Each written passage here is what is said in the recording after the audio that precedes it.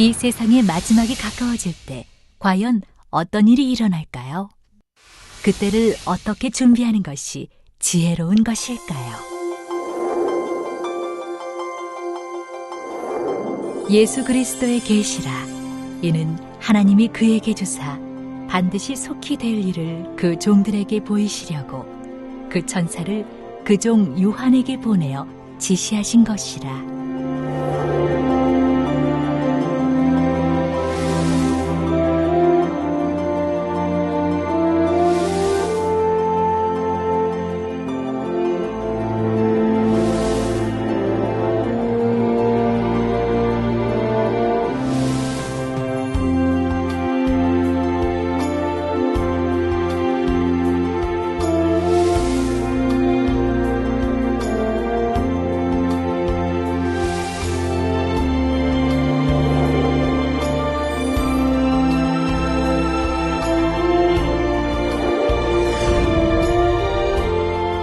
사랑하는 시청자 여러분, 세계적인 부흥사 이재롱 목사의 설교를 통해 아버지 하나님의 마음과 뜻을 깨달아 소망과 기쁨 가운데 힘차게 달려가시길 바랍니다.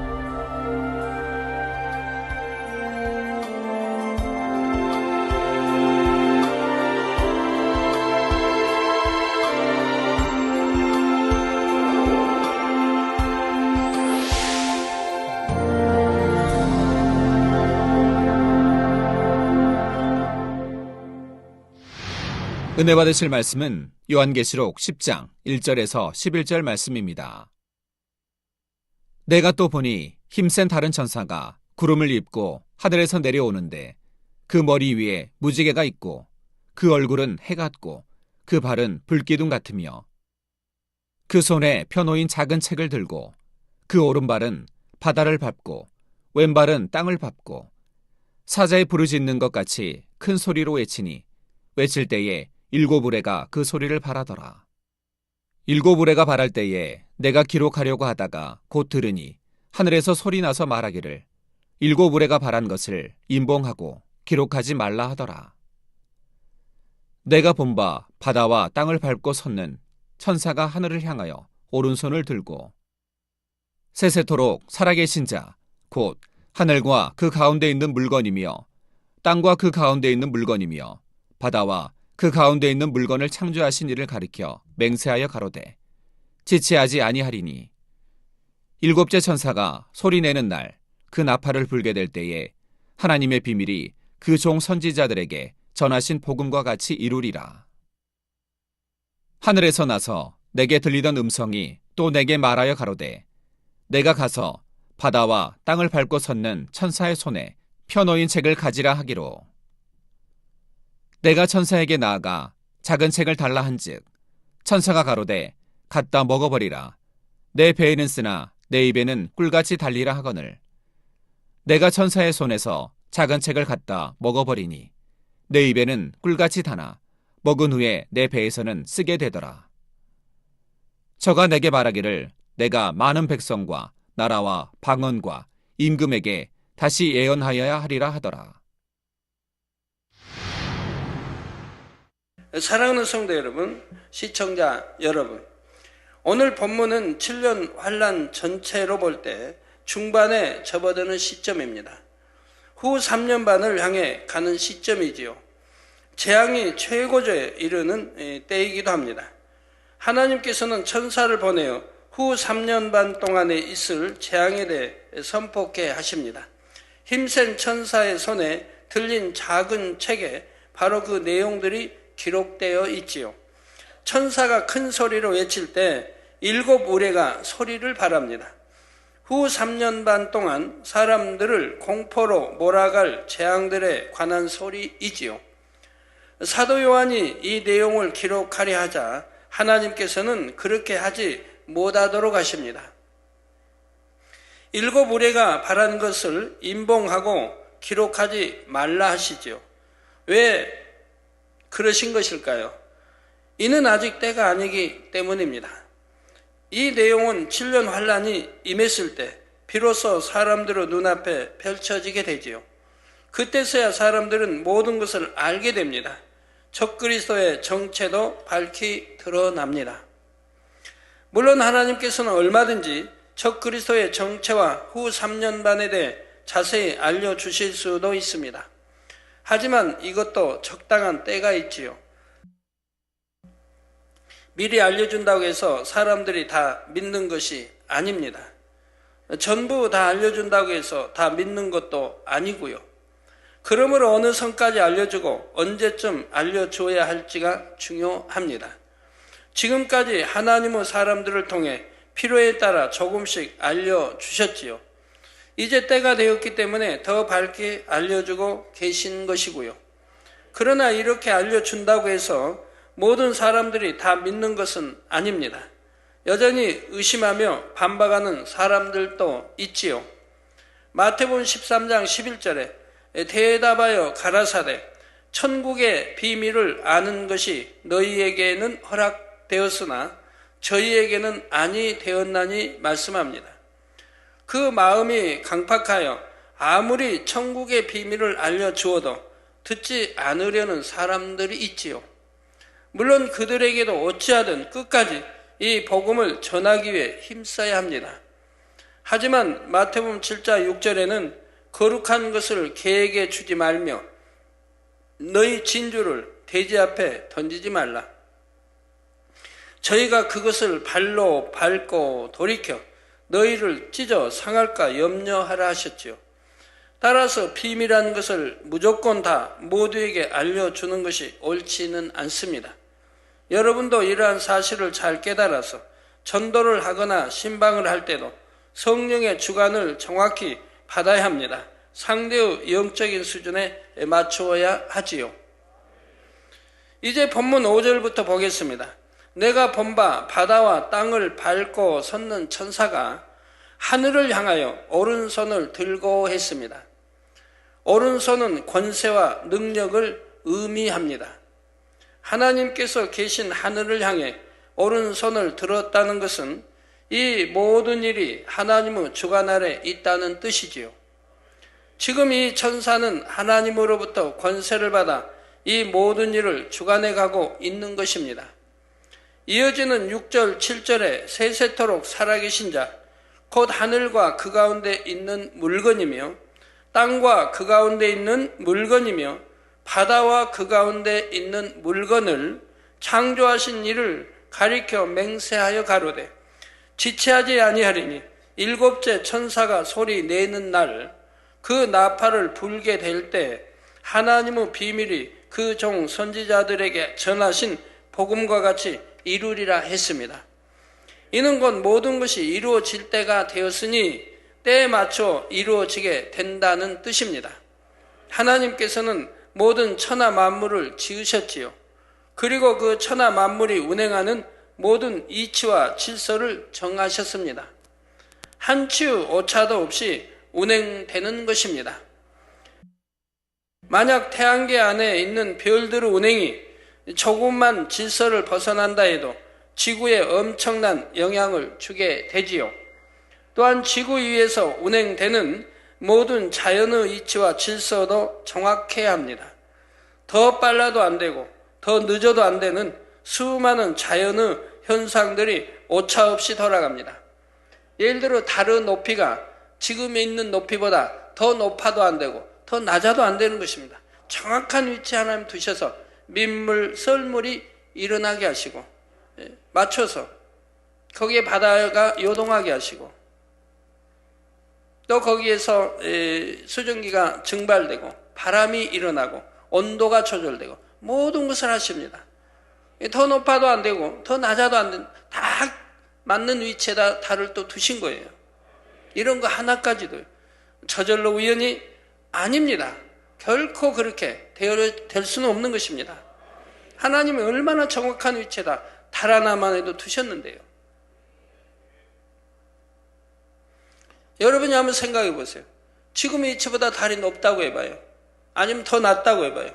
이 밀물 썰물이 이대로 일어나지 않을 터인데 어찌 되겠습니까? 바다가 요동하지 않고 잠잠히 그대로만 있다고 생각해 보세요. 어찌 되겠습니까? 자, 인간 경제학의 모든 역사도 마찬가지입니다. 하나님께서 공의 가운데 정하신 질서에 따라 인간 경작은 마지막 날까지 진행이 됩니다. 7년 환란이 오는 시점도, 7년 환란 중에 각각의 재앙이 임하는 시점도 임의대로 정해지는 것이 아니지요. 공의의 법칙에 따라 정확한 시와 때를 맞추게 됩니다. 그러므로 지금 힘센 천사에 의해 선포되는 후 3년 반의 모든 재앙들도 정확한 시점에 맞춰 펼쳐지지요. 지체하지 아니한다 말씀하신 대로입니다. 후 3년 반의 시작을 알리는 신호가 바로 7째 천사가 부는 나팔 소리입니다. 6째 천사의 나팔 소리까지는 7년 환란 중에 전 3년 반의 환란이지요. 그렇다면 7째 천사의 나팔 소리와 함께 펼쳐지게 될 하나님의 비밀은 무엇일까요? 여기서 비밀이라 말씀하신 이유는 때가 되기까지는 감춰져 있어야 하기 때문입니다. 고린도전서 2장 7절에 보면 오직 비밀한 가운데 있는 하나님의 지혜를 말하는 것이니 곧 감추었던 것인데 하나님이 우리의 영광을 위해서, 저나 여러분의 영광을 위해서 만세전에 미리 정하신 것이라 했습니다. 만세전에 미리 정하신 감춰진 비밀, 그것이 오늘날은 다 드러나 있지 않습니까? 2000년 전부터 해서 이제 드러나게 됐습니다. 자, 인류의 구세주 되시는 예수 그리스도와 십자가 구원의 섭리에 대한 것을 하나님께서는 비밀로 감춰 두셨지요. 만약 비밀로 감춰두지 않으셨다고 해봐요. 그러면 인간 경작이 이루어질 수가 없죠. 구원의 역사가 일어날 수도 없고요. 주님의 보혈의피를 의지한 죄 사함 받는 또 하나님의 자녀가 되는 이 역사가 일어날 수가 없는 것입니다. 그렇기 때문에 만세전에 감춰진 비밀인 것이라 이 말. 이 비밀을 원수 마귀가 몰랐기 때문에 예수님을 잡아 죽이면 자기의 영원한 세상이 되는 걸로 알았다 이 말입니다. 비밀을 알았다면 예수를 결코 잡아 죽일 리가 없다 이 말입니다. 죽이지 않고 그대로 뒀다고 하면 그냥 그대로 자기의 세상이 되었을 거예요. 자, 물론 구세주 예수님에 대한 내용은 하나님의 종들을 통해 구약 곳곳에 이미 예언해 놓았습니다. 하지만 정작 그 안에 담긴 구원의 섭리는 비밀로 감추어 두신 것이지요. 그러니까 대제사장도 몰랐고 제사장도 몰랐고 때가 되어 십자가 구원의 섭리가 성취될 때 그 비밀이 드러난 것입니다. 이외에도 하나님의 사람들을 통해 성경에 기록해 놓은 하나님의 말씀은 지금까지 정확하게 성취되어 왔습니다. 앞으로 일어날 일들도 마찬가지입니다. 하나님께서는 7년 환란에 대한 것도 성경 곳곳에 기록하도록 역사하셨습니다. 물론 비밀로 감춰 놓으신 것도 있지요. 분명히 성경에는 기록되어 있음에도 때가 되어 그 모든 일들이 현실로 드러나기까지는 사람들로 하여금 깨닫지 못하게 하신 것입니다. 하지만 모두에게 감춰 놓으신 것은 아닙니다. 아모스 3장 7절에 주 여호와께서는 자기의 비밀을 그 종 선지자들에게 보이지 아니하시고는 결코 행하심이 없으시리라 하셨기 때문입니다. 주 여호와께서는 자기의 비밀을 그 종 선지자들에게, 선지자들도 하나님의 종이죠. 그 종 선지자들에게 보이지 아니하시고는 결코 행하심이 없으시리라 하셨습니다. 따라서 하나님께서는 마지막에 있을 주님의 재림과 7년 환란, 천년 왕국 등에 대해서도 필요에 따라 반드시 알려주십니다. 합당한 하나님의 사람을 통해서 말입니다. 그런데 문제는 이처럼 알려주어도 그것을 믿느냐 믿지 않느냐는 듣는 사람 본인의 선택이라는 점이지요.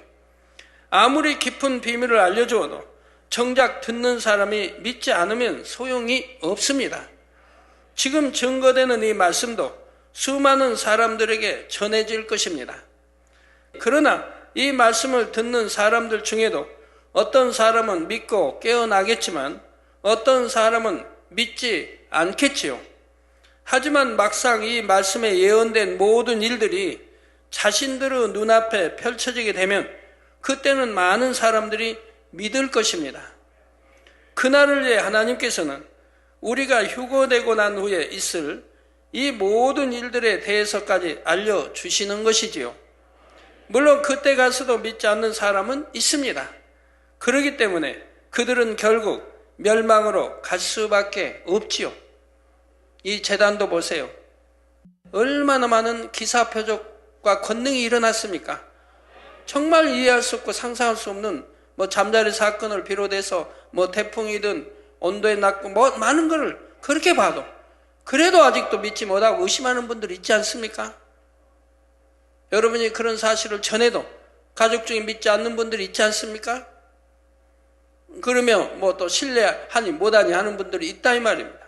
그렇게 사실을 보는데도 여러분, 우리 성도들 대부분이 만진 바요, 본 바요, 다 체험한 바인데도 그렇다 이 말입니다. 제 말이 아니라 여러분이 친히 본 바고 만진 바고 체험한 바라 이 말입니다.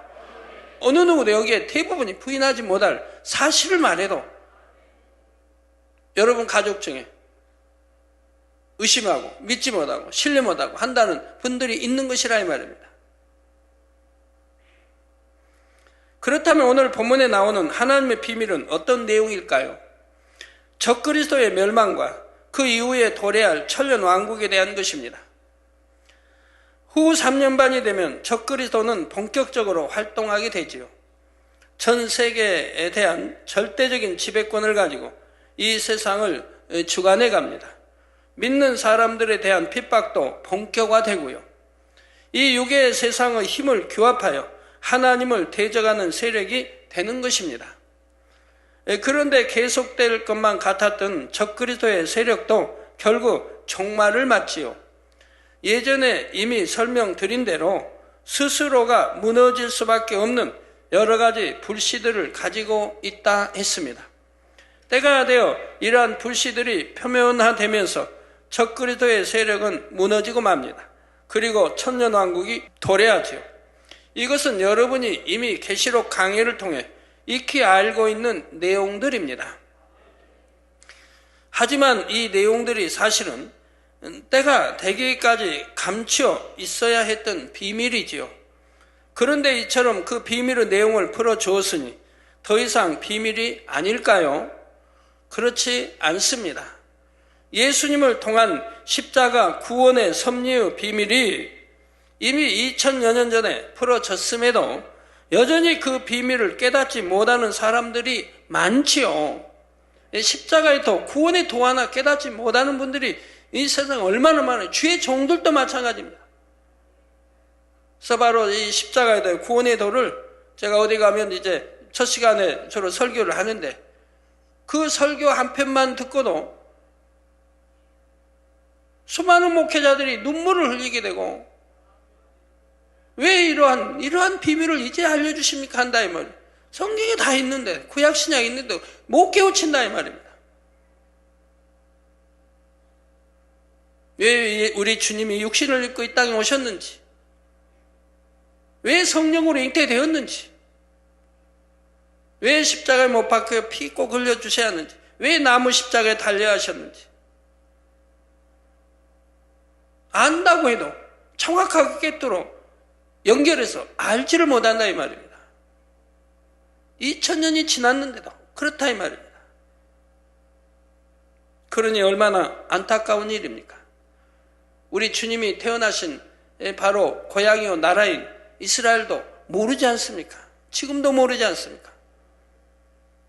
제가 가서 이 비밀을 알리면 너무너무 목회자들이 기뻐하고 행복한 거예요. 성도들도 마찬가지. 왜 이제야 이런 비밀을, 왜 이러한 것을 이제야 아느냐고 한다 이 말입니다. 이미 2000년 전에 다 알려드렸지만 못 깨닫고 모르고 있다 이 말입니다.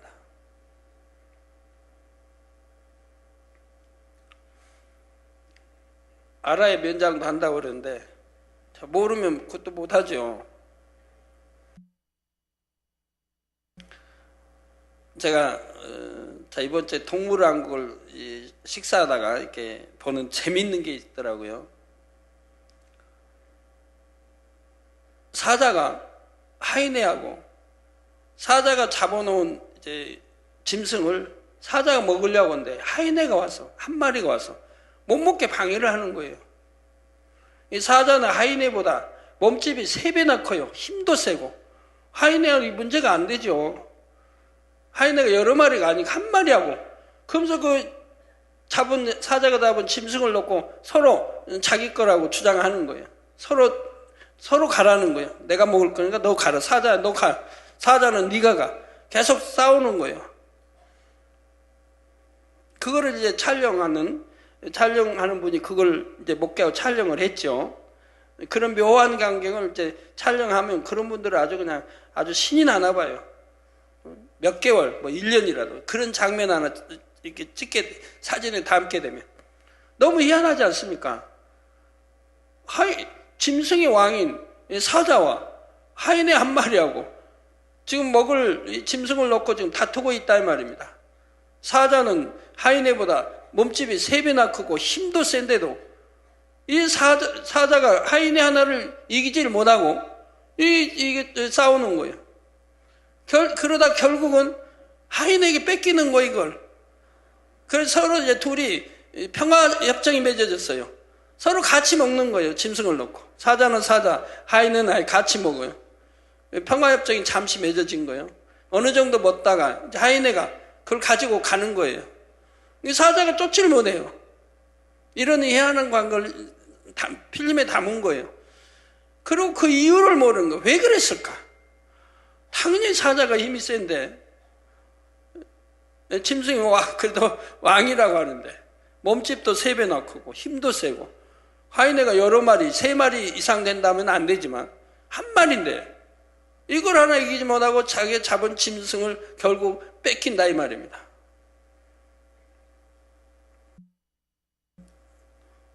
수수께끼로 남겨둘까요? 설명해요. 이제 찍은 분이 유심히 관찰을 한 겁니다. 찍은 거 다 이렇게 유심히 이렇게 연구를 이제 왜 그랬을까? 이해가 안 된다. 왜 사자가 하이네한테 결국은 뺏기는가? 먹을 걸 뺏기고 마는가? 하이네는 나중에는 싸우다가 서로 앉으니까 그냥 평화협정 맺고 같이 먹다가 나중에 하이네가 그냥 물고 가는 거예요. 그래서 사자는 보고만 있는 거예요. 이해가 안 돼서 이제 쭉 검토하고 연구를 해보니까 이 사자가 새끼를 뵌 겁니다. 새끼를 뵌 거예요. 새끼를 보니까 이 하이네하고 경력 싸우다는 이 새끼가 위험하다 이 말입니다. 다칠 염려가 있고 죽을 염려가 위험하다 이 말입니다. 그러니까 사자가 함부로 공격을 못하는 거예요. 하이네는 또 그걸 알았다 이 말입니다. 사자가 새끼를 베서 자기를 함부로 하지 못할 거를 또 알았다 이 말이에요. 그래서 싸움이 된 거라 이 말입니다. 그러니까 같이 이제 먹다가 결국은 하이네가 물고 가는 겁니다. 사자도 자기 새끼를 참 이처럼 사랑한다 이 말이에요. 그걸 찍은 사람도 그 이유를 모를 때는 왜 그랬을까 하는데 곰곰이 이제 연구 분석해보고 생각해보니까 사자 배가 이렇게 부르거든요. 바로 새끼를 보존하기 위해서. 하이네 하나와 싸우지 못하더라 이 말이에요. 새끼를 지키기 위해서. 얼마나 감동적이에요. 여러분 눈물 안 흘리시죠? 저 같은 그거 보고 눈물을 또 얼마나 흘렸는데 너무 감동적이어서. 짐승이라도 저렇게 새끼 하나를 살리기 위해서 자기가 잡은 짐승을 하이네에게 뺏기면서 그 별것도 아닌 하이네하고 싸워서 뺏기면서까지 눈물을 참고 살아가 견뎌야 되는데 새끼를 지키기 보존하기. 근데 우리 사람은 어떻습니까? 새끼 자기 자식 버리는 사람들 참 많이 있더라고요. 죄송합니다.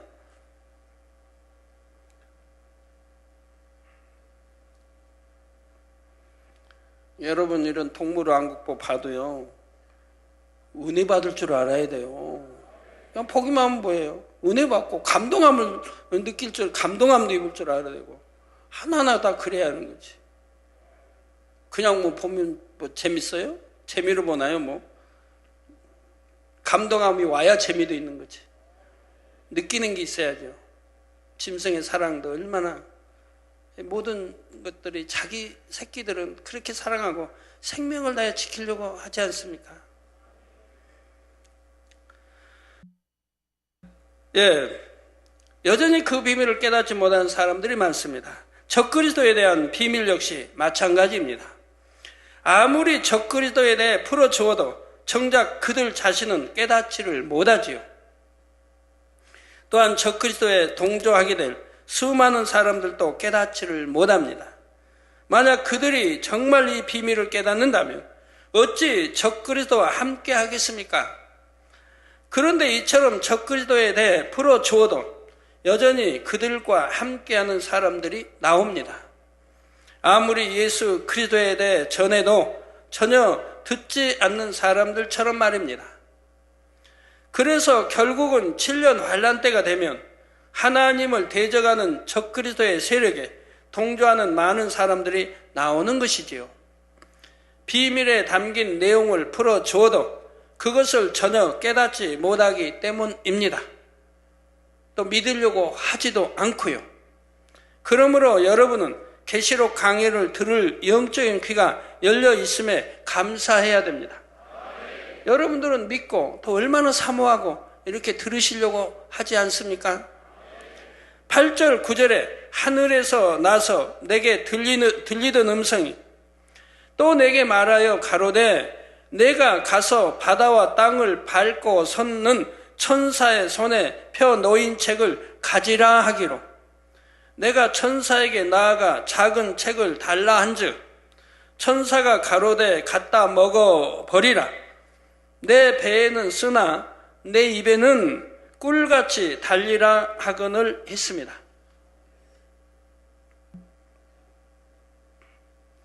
하나님께서는 지금 사도 요한에게 7년 환란에 대해 적힌 책을 가지라 하십니다. 특별히 후 3년 반에 대한 내용이 담긴 책이지요. 사도 요한은 하나님과 교통하는 자로서 충분히 그 내용을 이해할 수 있게 지금 허락하고 계신 것입니다. 그렇지만 모두에게 허락된 것이 아니기에 사도 요한으로 하여금 그 책을 가져다가 먹어버리라 말씀하고 있지요. 사도 요한에게 많은 것을 알려주셨지만 어떤 것은 입을 다물어야 할 것이 있고 어떤 것은 흐름만 말해줘야 할 것도 있습니다. 또 어떤 사람에게는 알려줌으로 인해 오히려 시험에 들어 실족하는 경우가 있는가 하면 반면에 어떤 사람에게는 살짝만 알려줘도 그 안에서 많은 것을 깨닫는 경우도 있지요. 그러므로 사도 요한도 여러 계시를 받았지만 그 중에는 말할 것과 하지 말아야 할 것이 있었습니다. 그렇다면 왜 사도 요한은 작은 책을 먹었을 때 입에는 달지만 배에는 썼던 것일까요? 먼저 입에는 달다는 것은 하나님의 말씀이 깨달아질 때 느끼는 기쁨과 감사와 감격을 의미합니다. 여러분들도 정말 영으로 들어가는 분들은 하나님의 말씀이 꿀맛 송이꿀같이 달지 않습니까? 또 들어도 또 듣고 싶고. 근데 그러지 않은 사람은 이해가 안 될 거예요. 이렇게 그냥 빨리 예배 끝났으면 좋고 설교도 왜 저렇게 길까 빨리 끝냈으면 좋고 혼데 어떤 분은 그냥 들어도 더 듣고 싶고 꿀맛과 같고 송이꿀과 같다고 하니 체험해보지 않은 분은 모르는 거죠.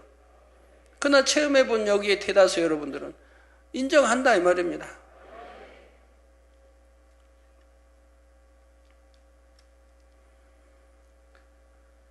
여러분도 하나님의 말씀을 들을 영적 귀가 열리게 되었을 때 어떠했나요? 시편 119편 103절과 같은 고백이 저절로 나왔을 것입니다. 주의 말씀의 맛이 내게 어찌 그리 단지요 내 입에 꿀보다 더하니이다. 여러분도 꿀보다 더합니까? 꿀보다는 못합니까? 꿀보다는 더합니까? 저는 꿀보다 더했으니까요. 얼마나 말씀에 갈급해서 말씀 들으려고 다녔는지요 초신자 때. 초신자 때부터 개척 전까지 얼마나 말씀을 사모해 들으려고요. 부흥성에 하는 데 있으면 찾아가고요.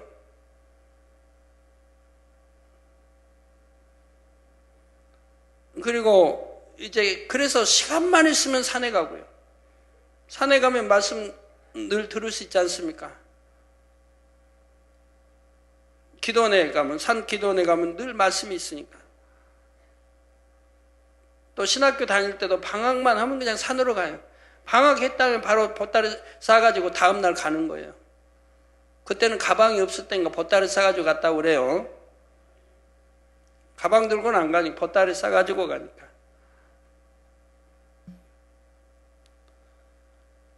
이 꿀맛같이 더 다른 이 말씀을 찾아서 그렇게 다닌 거예요. 그리고 듣고 또 듣고 또 듣고. 그래도 갈증이 나요, 말씀에. 그 어찌하면 더 하나님 말씀을 더 많이 알까? 더 들을까? 아니, 갈증이 나는 거예요. 시편에 있는 대로요. 사슴이 시냇물 찾다. 오늘날도 이런 분들이 여러분 많이 계셔야 돼요. 그런 분들은 수지 맞는 분들이. 왜? 그런 분들이 영으로 들어가는 거니까요. 어차피. 주의 말씀의 맛이 내게 어찌 그리 단지요. 내 입에 꿀보다 더하니이다. 또한 시편 19편 10절과 같이 금 곧 많은 정금보다 더 사모할 것이며 꿀과 송이꿀보다 더 달도다 고백했지요. 더욱이 깊은 영의 말씀이 깨우쳐지고 비밀한 계시의 내용들을 듣게 될 때 며칠을 밤낮으로 들어도 전혀 피곤치 않고요. 그런데 이렇게 입에 달게 먹은 하나님의 말씀이 온전히 여러분의 것이 되려면 그것을 소화시키는 과정이 필요합니다. 아무리 하나님의 말씀이 달게 느껴져도 그것을 듣고 지식으로만 싸우면 아무 소용이 없지요.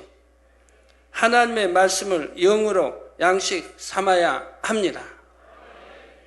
마음의 영으로 읽어야 하지요. 그렇게 하면 반드시 영으로 읽어진 것이 행함으로도 나타나게 되어 있습니다. 이것이 곧 영적인 믿음이며 행함이 있는 산 믿음이지요. 이렇게 되기까지 마음의 영으로 읽으려면 인내와 고통의 시간이 따르게 됩니다.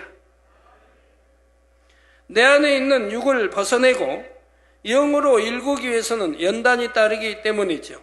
이 과정을 가리켜 배에는 쓰다는 것입니다. 저 같은 경우는 참 개척 전에는 연단이라는 건 이해가 안 됐고요. 시험이다, 핍박 이런 말은 이해가 안 됐어요. 네, 핍박 받아본 일도 없고 연단이라고 받아본 일도 없으니까요. 왜? 신앙생활이 힘들지 않았으니까요. 너무 기쁘고 행복만 했지. 그러니까 연단이라는 게 뭐가 있는데요. 지금 보면은 우리 성도님들이 제가 겪은 과정을 겪은다면 엄청 크게 연단받는다고 할 겁니다. 뭐 먹을 게 제대로 있나요? 입을 게 제대로 있나요? 그래도 기뻐하고 감사하며 나갔는데.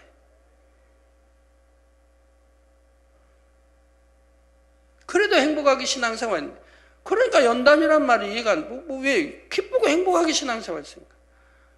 또 핍박. 누가 뭘 핍박을 해요?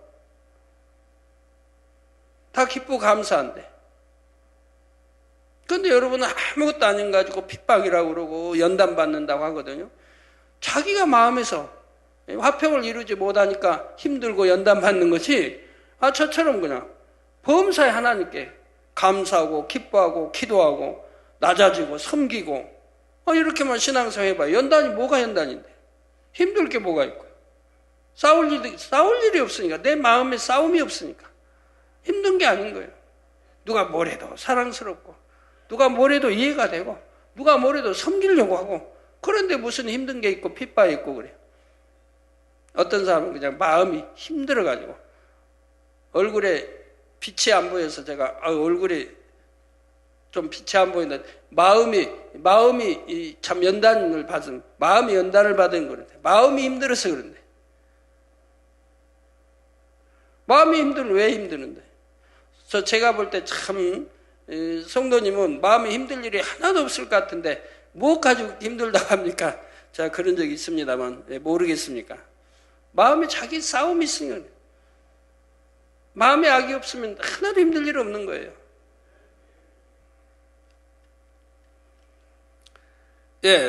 저 베스다 하는 데에는 또 다른 이유가 있습니다. 여러분이 하나님의 말씀을 들으면 점점 더 하나님의 마음과 사랑을 깨닫습니다.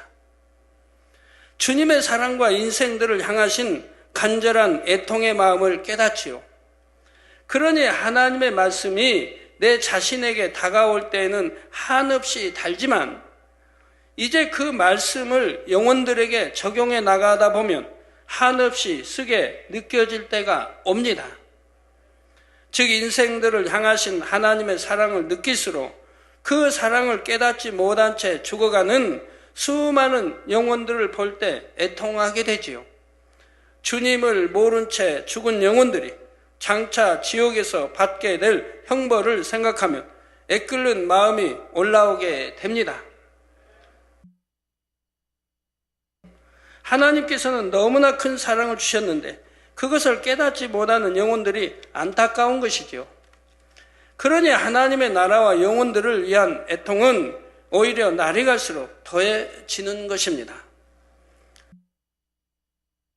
사도 요한도 하나님의 비밀을 알았을 때는 너무나 기쁘고 감사했지만 그것이 나중에는 마음의 애통으로 찾아왔던 것입니다.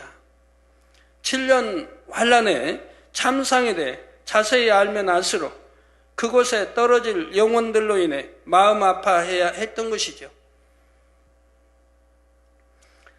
자, 그래서 배에는 쓰다 표현하고 있는 것입니다. 즉 사도 요한은 하나님으로부터 계시를 받고 모든 것을 알게 되어 처음에는 너무나 기쁘고 감사했습니다. 그러나 받은 내용을 붙잡고 기도하면 할수록 더 많은 것이 깨우쳐졌지요.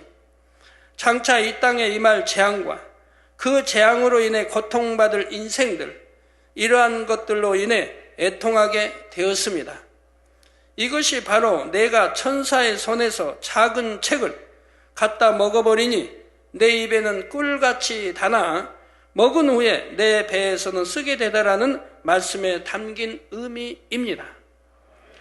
또한 이 말씀은 개인적인 신앙에도 적용이 된다 했지요. 처음 생명의 말씀을 듣고 은혜 받으면 너무나 기뻐하고 감격합니다. 그러나 말씀을 영으로 일구는 연단을 받을 때는 마음이 쓰라린 과정을 겪게 되지요. 그러나 쓰라리지 않는 그런 경우도 있다고 제가 말씀드렸고요. 저같이 그냥 버리라면 버리고 하지 말라면 안 하고 하라면 하고 지키라면 지키고 그대로만 순종하면 하나도 힘들 게 없어요. 신앙생활 쓸 것도 없고 그냥 달기만 하죠. 계속 달기만. 너무 행복하고요. 내가 점점 주님 더 닮아간다고 하는 거, 아버지 하나님 잃어버린 형상을 더 닮아간다고 하는 거 얼마나 행복한 일입니까? 하루라도 빨리 더 닮고 싶지요. 무엇 때문에 육에 거하고 무엇 때문에 그렇게 하겠습니까? 하루라도 빨리 더 닮고 싶지요. 그러니까 달려갈 수밖에 없지요. 영을 향하여 달려갈 수밖에 없죠. 천국도 침노에 들어갈 수밖에 없죠. 침노하면 빼앗는다고 했는데 열심히 침노에 들어가면 되지 않겠습니까? 무엇 때문에 알면서 그냥 바라보고만 있어요. 열심히 침노에 들어가지. 이제 11절에 저가 내게 말하기를 내가 많은 백성과 나라와 방언과 임금에게 다시 예언하여야 하리라 하더라 했습니다. 사도 요한의 사명은 여기서 끝이 아니라 이제 이후로도 보여주시고 알려주시는 내용을 다시 전해야 합니다. 한 영혼이라도 더 듣고 깨우쳐서 구원에 이르는 것이 하나님의 뜻이지요. 그래서 하나님께서는 어떻게든 하나님의 사람들을 통해 끝까지 이 비밀한 말씀들을 선포하게 하십니다. 설령 이 비밀을 깨닫지 못하는 사람이 여전히 많다 하더라도 하나님께서는 공의 가운데 최선을 다하시는 것입니다. 이제 다음 시간부터는 두 증인에 대해 증거하겠습니다. 결론을 말씀드립니다. 사랑하는 성도 여러분, 사도 요한은 지금 하나님의 주관하심에 따라 자신이 말해야 할 것과 그러지 말아야 할 것을 정확히 구분하고 있습니다. 자신의 느낌이나 감정에 따라 생각을 동원하지 않았지요. 육신의 생각이나 사심이 있는 사람은 자기 생각 가운데 보태거나 뺄 수가 있습니다. 계시를 받는다, 예언을 한다 하는 사람들 중에 이처럼 육신의 생각과 사심으로 인해 생각을 동원하는 경우들이 있지요. 설령 하나님께서 어떤 것을 알려주셨을 때도 영으로 일구어지지 않은 가운데 마음에 절제하지 못하니 문제가 생깁니다. 해외에서 어떤 분이 늘 계시 받는다고 저에게 받은 계시 내용을 적어 보내기도 하고 이런 분이 있습니다. 그런데 하나님께서는 말씀해요. 그가 충만히 기도하고 또 너를 그렇게 사랑하고 하기 때문에 참 이렇게 계시 받는다고 말하지만 하나님이 진짜 알려주신 게 아니라 이 말입니다. 본인이 성령의 감동함을 입고 충만을 입다 보니까 깨우쳐지는 것이, 깨우쳐오는 것을 가지고 계시라고 한다 이 말입니다. 하나님 주신 게 아닌데도 본인이 기도하고 본인이 충만을 입으니까 본인이 깨우쳐지는 게 있다 이 말입니다. 깨달아 오는 게 있다 이 말입니다. 또 감동함을, 성령의 감동함을 입어서 오는 게 있다 이 말입니다. 그걸 그분은 계시라고 말한다고 하나님 말씀한다 이 말입니다. 그런 경우도 있고요. 여러분 어린 아이들이 이렇게 마치 뭐 계시받는 것처럼 이렇게 하고 합니다만 부모님들은 항상 주의해야 됩니다. 하나님은 어린아이에 그런 게 역사하지 않습니다. 여러분 부모님이 어린아이에게 칼 쥐어줄 리가 없습니다. 어린아이에 칼 쥐어주면 자기 몸을 상하게 됩니다. 칼 가지고 놀다가 넘어지면 다치기라도 할 것이고 칼로 뭐 하다가 베일 수도 있는 것이고 어린아이에게는 칼 쥐어주지 않는 것이라 이 말입니다. 하나님도 이 계시를 아무에게나 주는 게 아니라 이 말입니다. 성경에 보면 하나님의 사람 참 뭐 몇백 년에 아니면 뭐 천년에 그 귀하게 하나 골라 하나님이 이제 중심을 보시고 택하셔서 연단하셔가지고 수십 년 연단해서 글을 만들어서 그때부터 하나님과 교통을 이루게 이렇게 해오셨다 이 말입니다. 그래서 오늘날도 그렇게 계시받을 수 있는 사람이 있다면 얼마나 좋겠습니까? 마음의 성결을 이루고 악은 모양도 없이 영으로 들어가 온영으로 들어가서 하나님과 교통을 이룰 수 있는 그런 분들이 많이 있다면 얼마나 좋겠습니까? 그런 분들이 있다면 그런 분들은 세계 다 연합될 겁니다. 하나로 다 뭉쳐진다 하면 서로 통할 수 있으니까 성령의 띠로 다 진리의 띠로 하나 될 수 있으니까.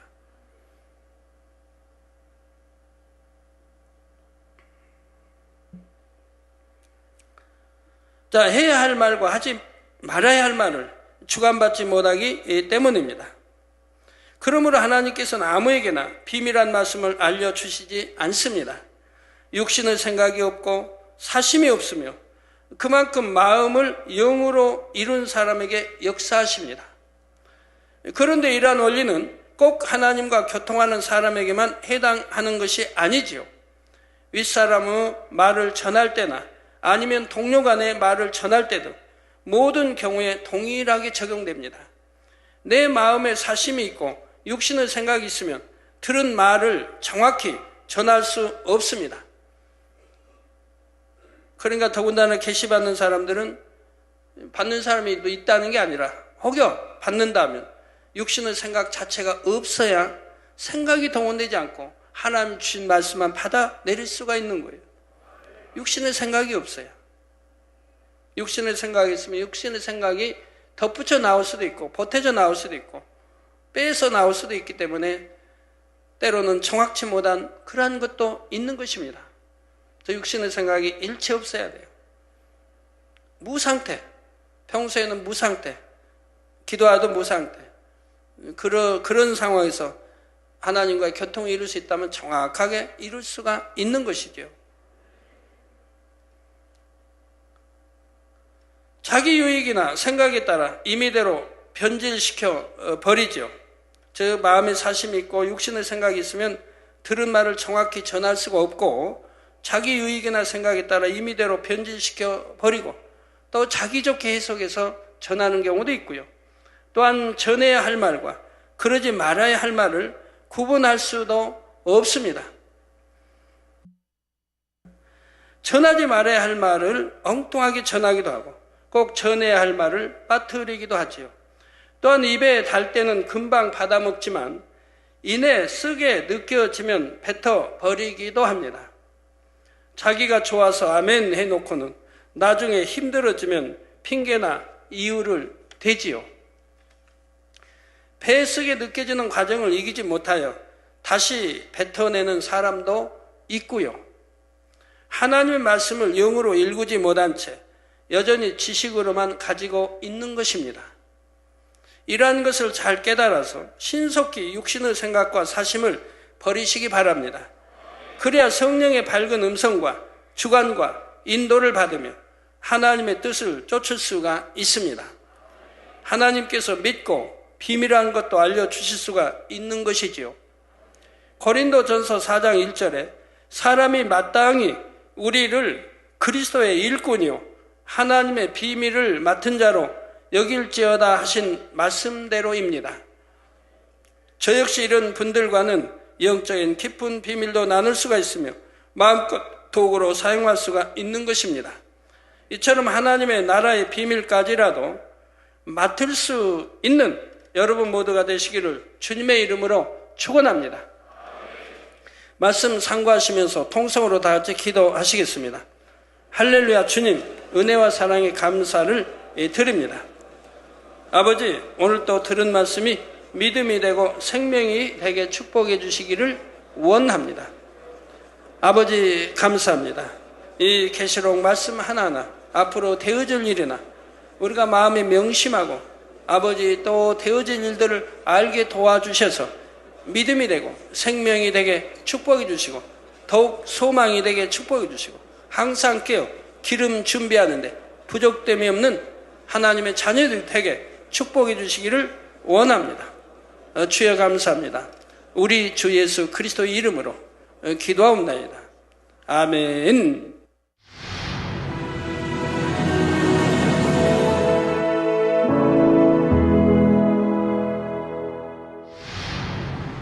할렐루야. 전능하신 사랑의 아버지 하나님, 이 시간 기도받는 모든 성도님들 위해 안수하여 주옵소서. GCN 방송 시청자들이 인터넷과 화상을 통해 기도받는 지교회와 지성전 그리고 전세계 하나님의 자녀들 위에도 시공간을 초월하여 역사하여 주시기를 원합니다. 믿어지는 믿음을 주시고 부정적인 생각과 의심의 세력을 물리쳐 주옵시며 모든 시험 환난도 물리쳐 주옵소서. 머리부터 발끝까지 오장육부 뼈 마디마디 온몸의 신경 조직 세포 등 아픈 곳마다 성령의 불로 태우시고 근본의 빛으로 역사하여 주옵소서. 예수 그리스도의 이름으로 명하노니 원수마귀 사단 모든 질병 균 연약함아 물러가라. 빛이여 임하라. 모든 불치 난치병도 성령의 불로 태워 깨끗하게 역사하여 주옵소서. 말라리아를 비롯한 모든 풍토병도 물리쳐 주옵소서. 깨끗함을 입을지어다. 감기, 기침, 열, 몸살, 독감 등 각종 유행성 질병도 다 물러가라. 어떠한 유행성 질병 균도 틈타지 않게 지켜 주옵소서. 위암, 폐암, 간암, 유방암, 자궁암, 대장암, 피부암 등 각종 암과 에이즈, 백혈병, 뇌졸중, 고혈압, 저혈압, 심장병, 폐병, 위장병, 당뇨, 부인병, 피부병, 갑상선, 질환과 모든 염증도 깨끗게 하여 주옵소서. 소아마비, 중풍, 관절염, 디스크도 온전케 하여 주옵소서. 요통, 두통, 신경통을 비롯한 모든 통증은 사라질지어다. 간질, 자폐증, 우울증, 조울증, 노이로제 등 모든 정신질환도 물러가라. 모든 마비된 것도 풀어지고 일어나 걷고 뛸지어다. 눈도 잘 보이게 하옵시고 귀도 잘 들리게 하여 주옵소서. 소경은 눈을 뜨고 기머거리는 들으며 벙어리는 말할지어다. 각종 사고, 후유증도 깨끗게 하시고 부러진 뼈도 붙여 주옵소서. 화상 입은 것도 온전케 하옵소서. 화기야 물러가라. 열도 물러가라. 아버지 흉터도 나지 않게 역사해 주시기를 원합니다. 마약을 비롯하여 각종 약물과 독극물 중독도 깨끗함을 입을지어다. 죽은 신경과 세포가 살아나며 죽은 자도 살아나게 하여 주옵소서.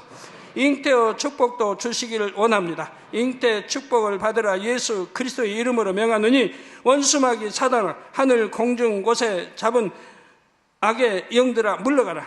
그의 사자들도 물러갈지니라. 이 땅의 악한 영, 더러운 영, 거짓되고 간사한 영, 이간질하고 미혹하는 모든 어둠들은 물러가라. 모든 흉악의 결박을 풀고 어둠아 물러가라. 빛이여 임하라. 아버지 하나님, 부르짖어 기도할 수 있는 능력을 주시고 죄를 버리고 성결될 수 있는 능력을 주옵소서. 영혼이 잘됨같이 범사에 잘되게 하시고 가정의 복음화도 이루어 주시기를 원합니다. 한 주간도 모든 사고와 재앙으로부터 지켜주시고 불통이 없는 형통한 삶을 살 수 있도록 축복해 주옵소서. 성령의 불담으로 천군 천사와 주님의 불꽃 같은 눈동자로 모든 하나님의 자녀들과 가정, 일터, 사업터를 지켜주시기를 원합니다. 학생들에게 지와 명철을 더하시고 공부도 할 수 있는 뜨거운 마음과 열정도 더하여 주옵소서. 마음과 생각을 세상에 빼앗기지 않도록 지키시고 하나님을 뜨겁게 사랑하는 학생들로 축복하여 주옵소서.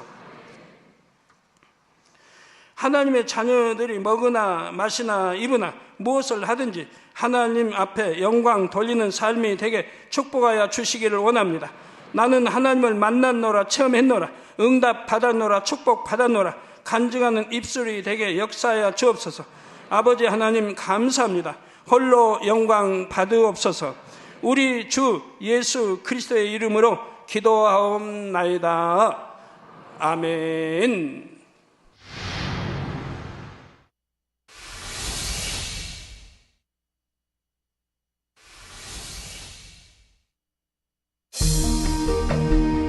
이 세상의 마지막이 가까워질 때 과연 어떤 일이 일어날까요? 그때를 어떻게 준비하는 것이 지혜로운 것일까요? 요한계시록에 그 해답이 담겨 있습니다. 마지막 때를 깨어 준비하며 신부단장할 수 있도록 마지막 때에 속히 되어질 일에 대해 세세히 기록한 요한계시록. 사랑하는 시청자 여러분, 세계적인 부흥사 이재롱 목사의 설교를 통해 들은 말씀을 지켜 행함으로 진정 복 있는 사람들이 되시길 바랍니다. 오늘 말씀 본문을 통해 여러분을 향한 하나님의 뜻을 묵상해 보시겠습니다.